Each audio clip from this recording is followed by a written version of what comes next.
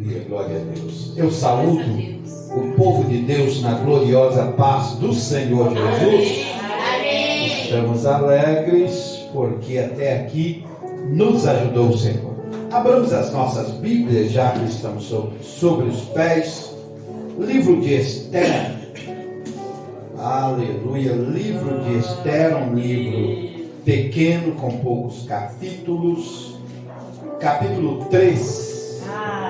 Aleluia, graças a Deus. Esther, capítulo 3, depois de Crônica, depois de Reis, Crônicas, Neemias e Esther, né? É isso mesmo. Reis, Crônicas, Neemias e Esther. Esther, capítulo 3, vamos adiantar que o nosso horário é pequeno hoje. Versículo 1 do capítulo 3, passados esses acontecimentos, o rei Assuero, que é o mesmo Xerxes, engrandeceu diante de todos Amã, filho de Amedata, descendente de Agag, exaltando-o em dignidade, e lhe concedeu preeminência sobre todos os ilustres oficiais. Todos os nobres e oficiais do palácio real curvavam-se e prostravam-se diante de Amã, de acordo com as ordens do rei. Contudo, Mardoqueu não se curvava nem se prostrava diante dele. Toma o seu assento, glorificando e adorando o nome de Jesus. Aleluia. Todos nós, se não todos, pelo menos a 99%, já ouvimos a história de Esther, não é? Esta jovem judia que colocou a sua cabeça a prêmio para defender o seu povo, confiou em Deus e defendeu o povo judeu de um extermínio racial.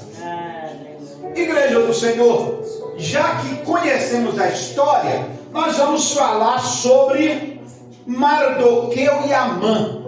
Nós sabemos que Amã, ele foi condecorado pelo rei Xerxes, que era o Assuero, rei da Pérsia. Ele foi colocado como uma espécie de primeiro-ministro, porque nós lemos que ele foi dignificado, colocado acima dos ministros. E hoje, na democracia, que uma boa parte dos países do mundo são democratas, não é? E nós sabemos que acima dos ministros tem o primeiro-ministro, salvo no Brasil, que é um país presidencialista. Então, nos países que não são presidencialistas, não é?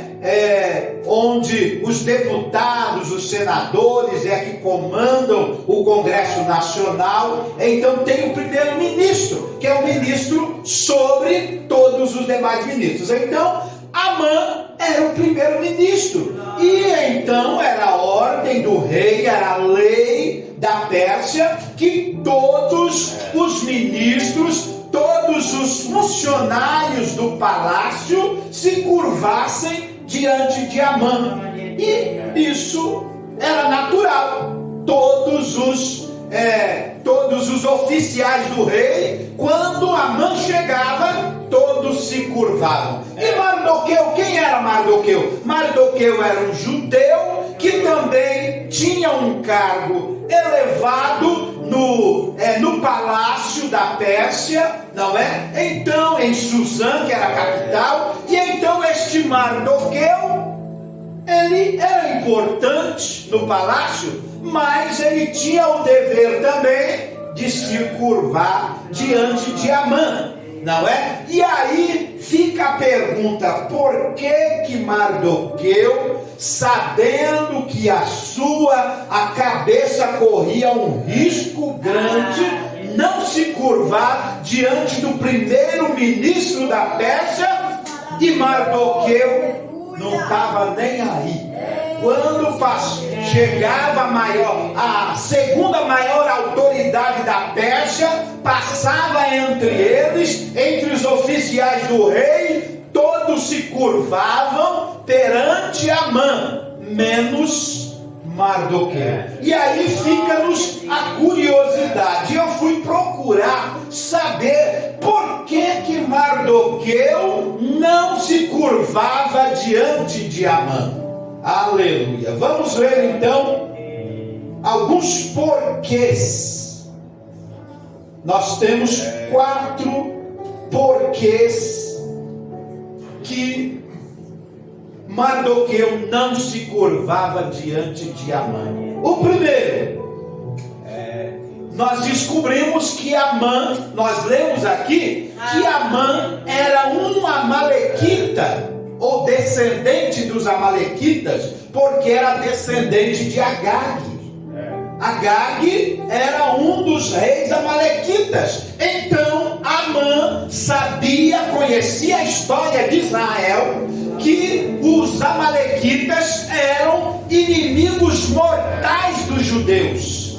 E aí Mardoqueu, sabendo disso, não se curvava diante de Amã. Que coisa, não é? Então Mardoqueu era um judeu fiel ao judaísmo, fiel a Deus, e como ele sabia da descendência do primeiro-ministro da Pérsia, então ele não se curvava diante de Amã.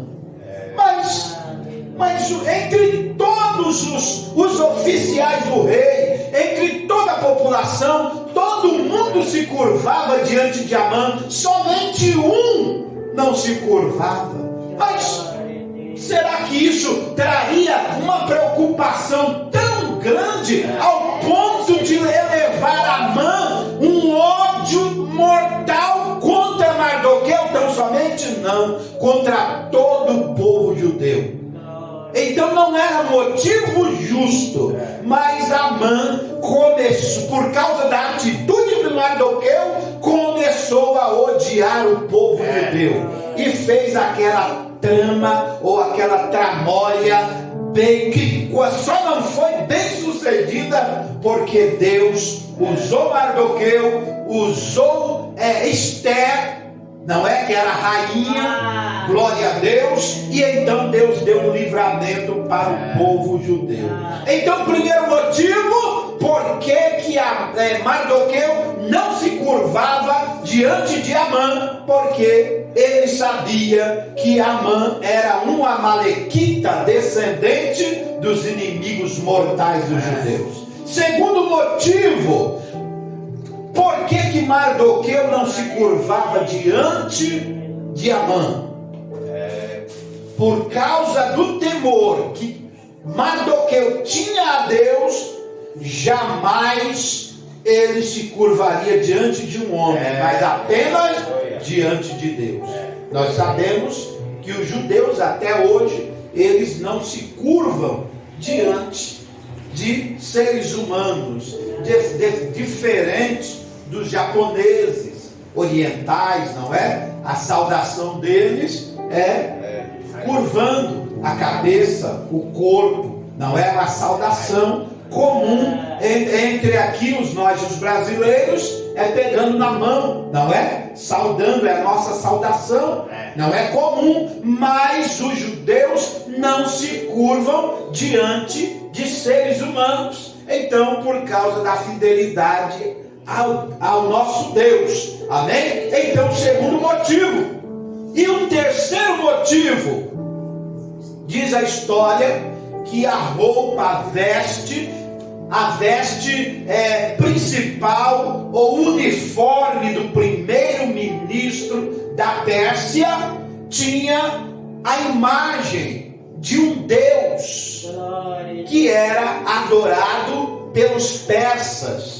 E então, quando alguém se curvava diante de Amã, Mardoqueu entendia que este ser humano estava se curvando, adorando ao Deus da Pérsia.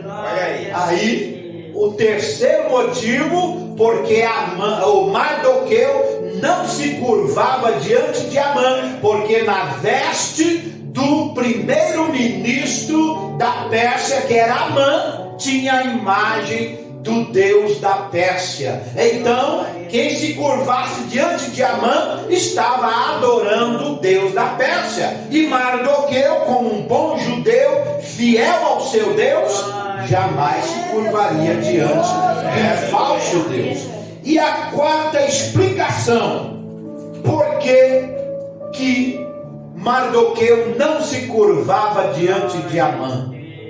Porque os reis persas eram considerados uma divindade digna de adoração. Meu Deus. Lá no Egito também já acontecia isso, não é? O faraó, que hoje não existe mais, mas governou muitas centenas de anos o antigo Egito. O faraó, ninguém podia falar com ele olhando para o rosto dele, porque diziam que o faraó era o sol, e ninguém consegue olhar no sol em toda a sua força e brilho. Se nós olharmos para o sol quando ele está brilhando no verão ao meio-dia, nós podemos até ficar cegos se olharmos por muito tempo. Nos cega, não é? E se olharmos rápido, quando olhamos parece que a visão está embaçada, não é? Então, os faraós também eram deuses do Egito. E lá na Pérsia também, o rei da Pérsia era uma divindade também da Pérsia, era um deus da Pérsia. Então, Assuero, o Xerxes, rei Xerxes, era um deus considerado pelos persas. Então, jamais Mardoqueu, já que o primeiro-ministro era um funcionário real e importante no palácio, Mardoqueu falava de maneira nenhuma: nunca que eu me curvarei diante deste homem. E isto custou um preço tão alto para Mardoqueu, que se Mardoqueu soubesse, ele faria a mesma coisa, porque Mardoqueu era fiel a Deus. Glória a Deus. Se ele soubesse que traria um problema tão grande para o seu povo, Mardoqueu faria de novo, porque Mardoqueu era fiel.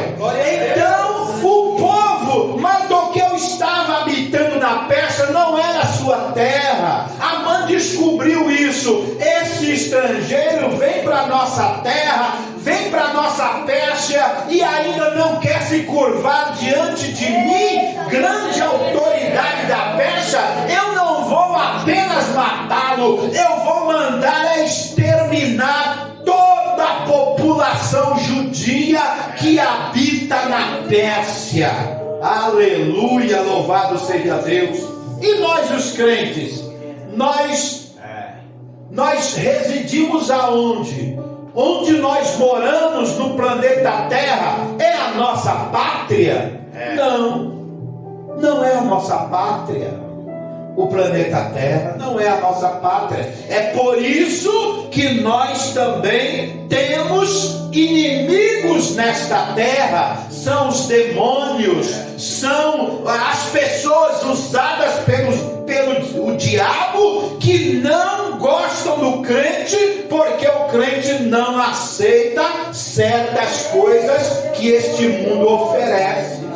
Então nós temos que seguir o exemplo de Mardoqueu, nem que isso custe-nos a vida, pela fidelidade ao nosso Deus.